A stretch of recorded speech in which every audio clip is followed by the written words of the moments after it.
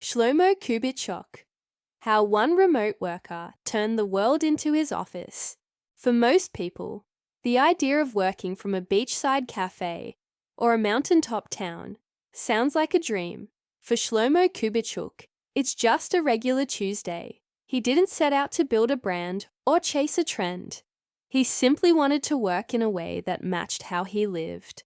Born in Asheville, North Carolina, Shlomo grew up in a family of educators.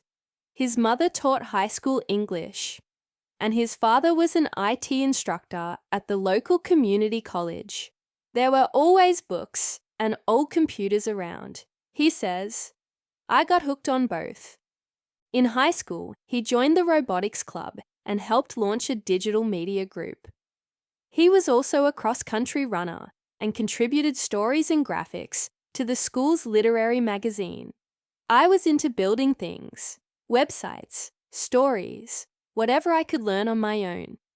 After graduating in 2009, Shlomo attended Champlain College in Burlington, Vermont, to study digital media and international studies. 2 years in, he started taking freelance gigs on the side and realized he was learning more from clients than from coursework. At some point, I stopped seeing the point of waiting 4 years to start working, so I left and went all in. That decision would shape the rest of his life. Shlomo's first experiment with remote work happened almost by accident. He took a short trip to Berlin, brought his laptop, and managed a few small projects while exploring the city. "I was working from a cafe and realized, if I can do this here, I can probably do it anywhere." He didn't immediately sell everything and hit the road. Instead, he started working remotely more intentionally, testing new cities, learning how to stay productive on the move, and figuring out the essentials: good Wi-Fi, quiet places to work, and a solid routine. Discipline, not freedom, is what makes remote work sustainable for Shlomo. He follows a consistent daily structure: early coffee, some light exercise, then into focused work by 9 a.m. If you don't take control of your time, the travel part eats the work part.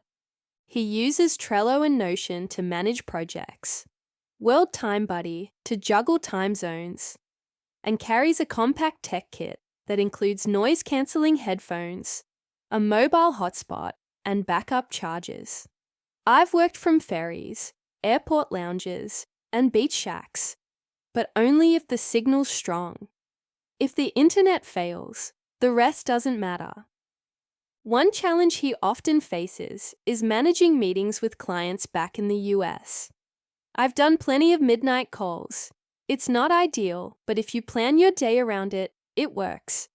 Shlomo doesn't keep a home base, but he returns to a few places regularly. Lisbon is amazing for remote work. Fast internet, walkable neighborhoods, great coffee. Plus, the digital nomad scene is strong. You're not doing this alone. Chiang Mai, Thailand, is where he goes when he wants to focus. It's slower, more relaxed, great food, quiet spaces, and easy access to nature. He also enjoys Mexico City for its culture and co-working options, and Bali for its health-focused lifestyle, though he adds a word of caution: Instagram doesn't show the power outages or motorbike traffic. Over more than a decade of working remotely, Shlomo's learned one key thing: adaptability matters more than tech skills. You can be the best coder or designer, but if you panic when your flight gets cancelled or Wi-Fi drops, you'll struggle. He also emphasizes the need for boundaries. When your work and your life blend together this much, you have to create structure. Otherwise, you burn out or lose focus. If you're thinking about becoming a digital nomad, Shlomo's advice is clear: don't leap blindly. Start with a trial run. Work remotely from a different city for a few weeks. Figure out what throws you off. Also, have a steady income before you commit, whether it's freelance, consulting, or a salaried remote job. You need to know your bills are covered before worrying about which city has the best co-working space. Recently, Shlomo launched Nomad Insights, a personal blog where he documents lessons from the road. It's not promotional or polished. It's practical.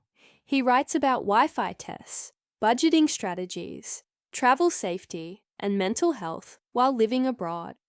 I wanted a space to share what actually works, no fluff, just what I've learned, so someone else doesn't have to make the same mistakes.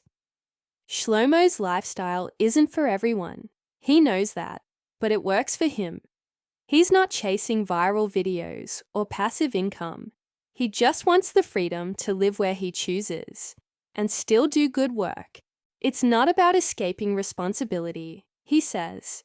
It's about building a life that fits you and doing work that travels with you, not work you have to travel for.